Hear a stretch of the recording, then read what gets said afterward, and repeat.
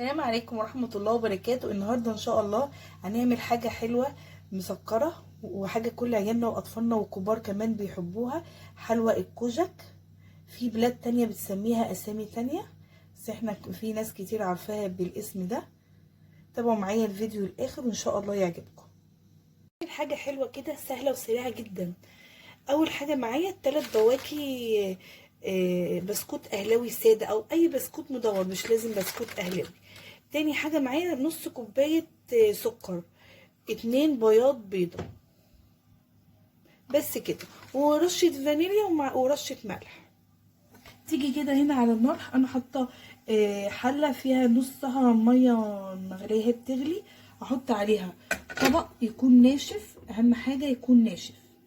احط في الطبق ده بياض البيضه، 2 بياض بيضه، تمام، ونص كوبايه السكر. بسم الله الرحمن الرحيم، بالشكل الجميل ده. اجيب بقى مضرب سلك، كل حاجه تكون ناشفه، يكون ناشف، واقلب بالشكل ده عشان لحد ما السكر ما يدوب على حمام الميه.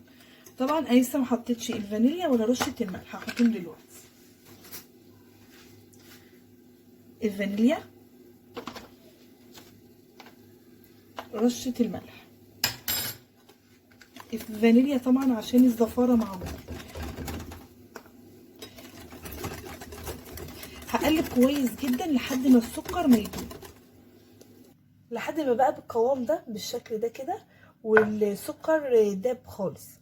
اجيب بقى اما اضرب الكهرباء بوله كده او طبق يكون ناشف، هنزل بالخليط البيض اللي احنا قلبناه مع السكر في الحمام الميه، تمام. هنزل بكل المكونات اللي في الطبق، اي بيض بنزل بيه كله كده، بس كده. هجيب بقى مضرب الكهرباء وابدا اضرب.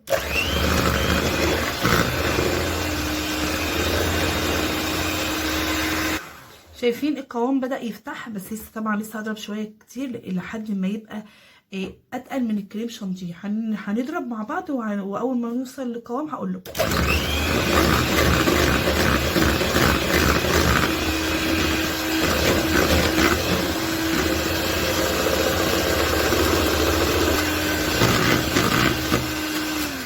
القوام بدأ يتقل، بس انا عايزاه برضك اتقل من كده، بس هو بدأ اهو يتقل شويه معانا. هضرب تاني.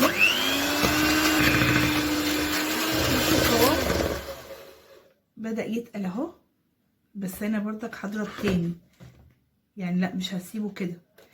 طول ما بينزل من المضرب يبقى لسه بدري، انا مش عايزاه ينزل من مضرب الكهرباء ده خالص.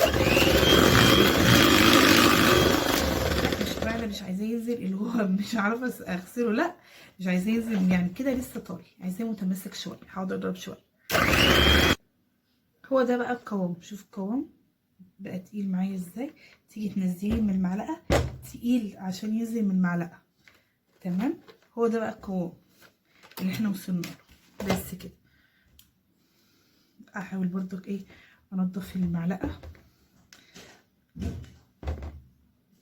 بس كده. هو ده القوام اللي احنا وصلنا له. هجيب بقى كيس حلواني اللي هو الكيس بتاع الام، هجيبه ونحطها فيه. انا حطيت المكونات كلها في كيس حلواني بالشكل ده، ورصيت البسكوت. هنزل بقى كده. بسم الله الرحمن الرحيم، بالشكل ده كده. طبعا ممكن تكبري الخرم ده شويه بتاع الكيس. بسم الله الرحمن الرحيم.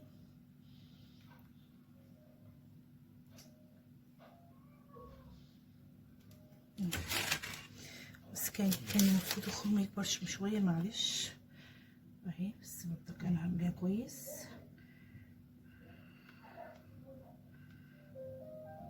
بالشكل ده كده اهي. بصي تضغطي كده اهي،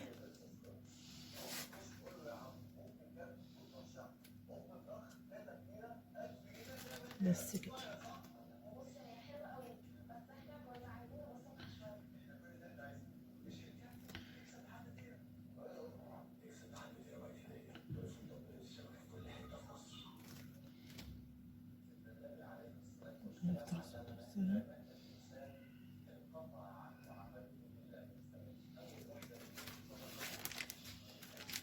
بالشكل ده. خلص بقى بقيه الكميه ونرجع كده. خلاص هو عمل معايا الكميه دي. طبعا دي اي كلام بقى، اول ما تمسك هنشيلها.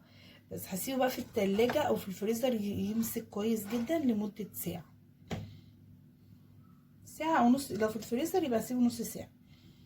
كمان ميه حطيت شوكولاته سما اللي هي اللي هو الكيس ده، مش عارفه بيبقى ربع كيلو ولا 8 كيلو.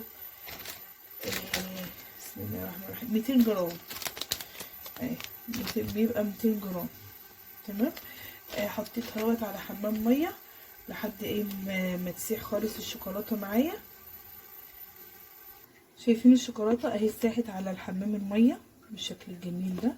احط لها هي في بس في قطع اهي، استنى بقى ما تسيح وبعدين احط لها معلقتين زيت عشان تديها اللمعه الجميله دي. هتنيني اقلب فيها. هنحط في بقى النار واسيبها ايه على البخار اللي هو هيطلع من الحل. انا كده طفيت النار. ايدي فيها كده بسم الله الرحمن الرحيم، وهقلب لحد ايه ما قطعه الشوكولاته الصغنططه خالص دي تدوب.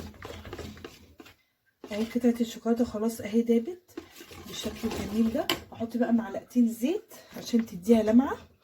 بسم الله الرحمن الرحيم. اهم حاجه الزيت يبقى من غير ملهوش ريحه، اي نوع زيت بس يبقى ايه ملهوش ريحه. تمام.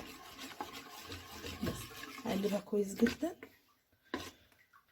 خلاص قلبت الشوكولاته بالشكل ده كده. هطلع بقى الكوجك من الفريزر. هو اسمه بصراحه كوجك اللي احنا عملناه مع بعض ده اسمه كوجك. انا خلاص كده طلعته من التلاجة من الفريزر. تمام. هجيب صينيه كده عاديه، اي صينيه، واحط فيها ايه كيس، هحطها كده في جنب. وهجيب كوبايه عشان ايه هحط فيها تكون ناشفه. اهم حاجه تكون ناشفه عشان احط فيها الشوكولاته. بسم الله الرحمن الرحيم. بالشكل ده كده. قلبتها وبقت جميله ازاي.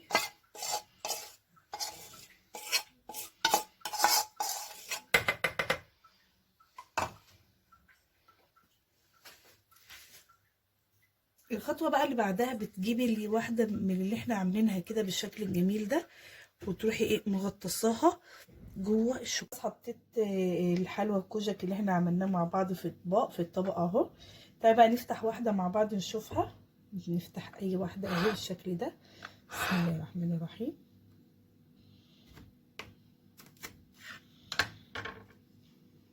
فتحنا كده واحده مع بعض. تعالوا شوفوها من جوه، طريه جدا وجميله وبمكونات سهله. عملنا حلوى الكوجك اللي اطفالنا كلها بيحبوها، واحنا كمان الكبار كمان بنحبها. وبكده خلصت الفيديو، وكانت معكم ايمان هلال. ربي الفيديو يكون عجب. اكل زمان في مطبخ ايمان. والسلام عليكم ورحمه الله وبركاته. تابعوني بلايكات وبشير.